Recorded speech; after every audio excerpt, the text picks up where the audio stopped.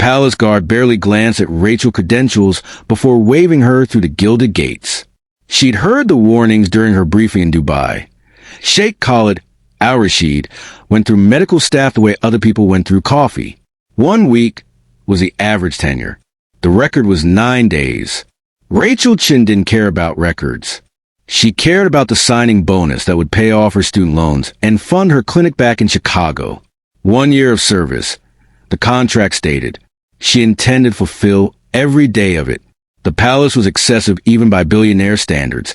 Marble floors that reflected the Arabian sun like mirrors, fountains that seemed to defy gravity, and enough gold leaf to fund a small nation's healthcare system.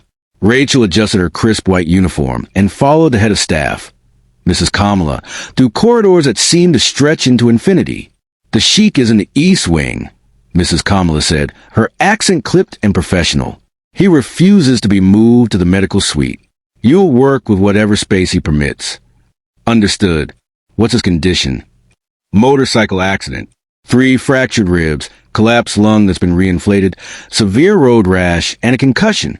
He was released from a hospital yesterday against medical advice. Rachel stopped walking. He left the hospital with a recently collapsed lung? Mrs. Kamala's expression remained neutral. Hence why you're here. The previous nurse lasted 4 days before the Sheikh dismissed her for, quote, treating him like an invalid. They arrived at ornate double doors. Mrs. Kamala pushed them open without knocking, and Rachel got her first look at Sheikh Khalid al-Rashid.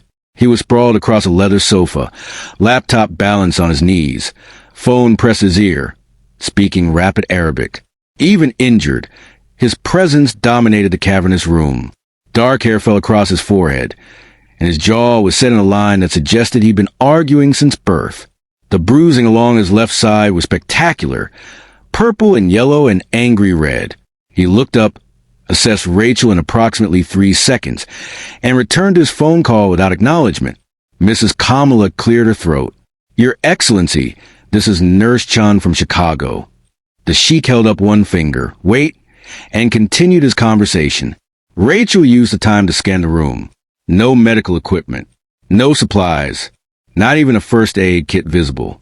When he finally ended the call, he didn't stand. You're American. Yes, Your Excellency. The agency sent 5 British nurses, and 2 French ones.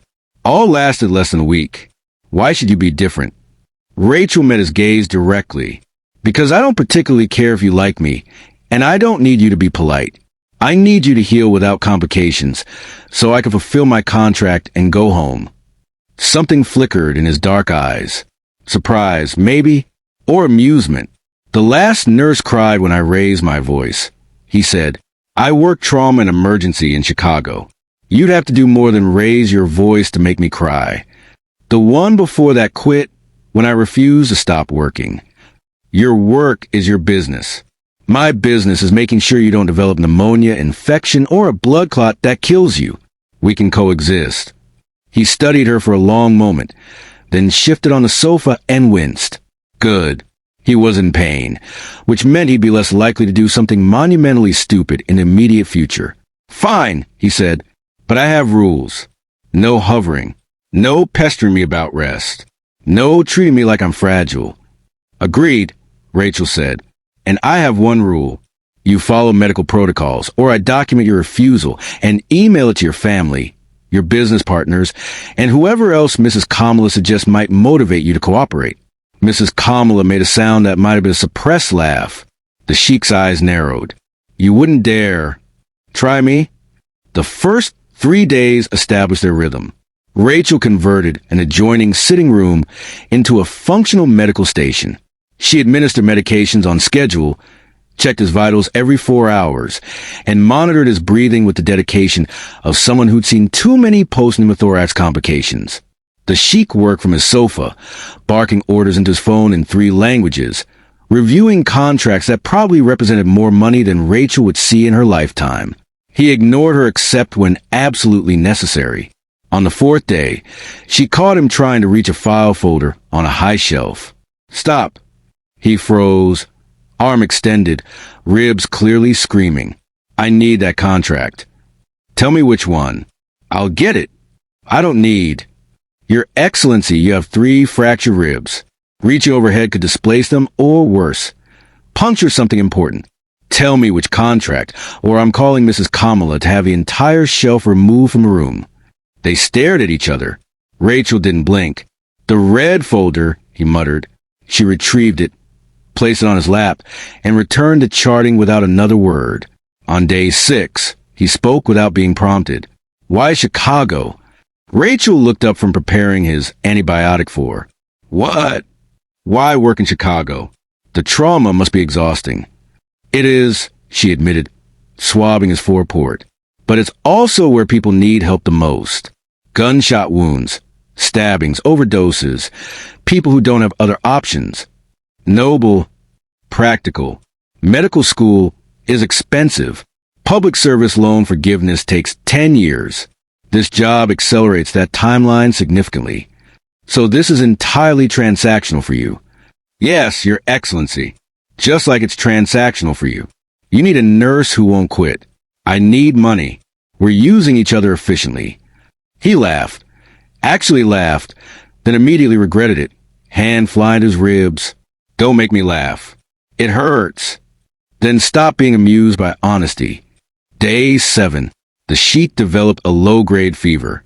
Rachel checked it 3 times to be sure, then confronted him during a video conference. She walked directly into frame and pressed a thermometer to his forehead. Nurse Jen, I'm in a meeting. 100.6. Gentlemen, I apologize, but this call needs to end. The sheik requires immediate medical attention. It's barely a fever. With a recently collapsed lung, any fever is significant. Off. Now. His associates' faces ranged from shocked to delighted. The sheik looked mutinous, but ended the call. You just embarrassed me in front of the Japanese Development Consortium. You'll survive the embarrassment. I'm less confident about your survival if this fever indicates infection. She pulled out her stethoscope. Breathe. He breathed. She listened.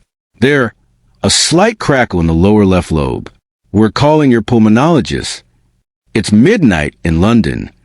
Then he'll be very grumpy when he answers, won't he? The doctor prescribed stronger antibiotics and strict bed rest. The sheik complied for approximately 6 hours before Rachel found him back at his laptop. What part of bed rest confused you? I'm in bed. I'm resting. You're working. I'm resting while working. Rachel closed the laptop. The sheik's expression could have melted steel. Give that back. No, I could have you fired. You could try. But Mrs. Kamala likes me. Your fever hasn't broken, and your family would be very interested to hear that you're jeopardizing your recovery for a business deal. You're breaking my rule. No pestering about rest. And you're risking your life, which breaks my medical ethics. My oath trumps your rules. They locked eyes. Rachel wondered if she'd finally pushed too far, if she'd be on a plane back to Chicago by morning. Then the sheik smiled, a real smile, not the practice one he used on phone calls. You're not afraid of me at all, are you? Should I be? You're a patient, a stubborn, wealthy, powerful patient, but ultimately just a person who needs to heal. The others were afraid. The others probably needed this job more than I need mine. I have options. That makes me dangerous to you. He laughed again, wincing. Stop making me laugh. Stop being amusing. On day 9, surpassing the previous record, the fever broke. The sheik's breathing cleared. Rachel reduced his pain medications and expanded his mobility exercises. You're going to stay, he said during her evening vital check. Until my contract expires, yes. That's not what I meant. The others wanted to leave. You want to stay.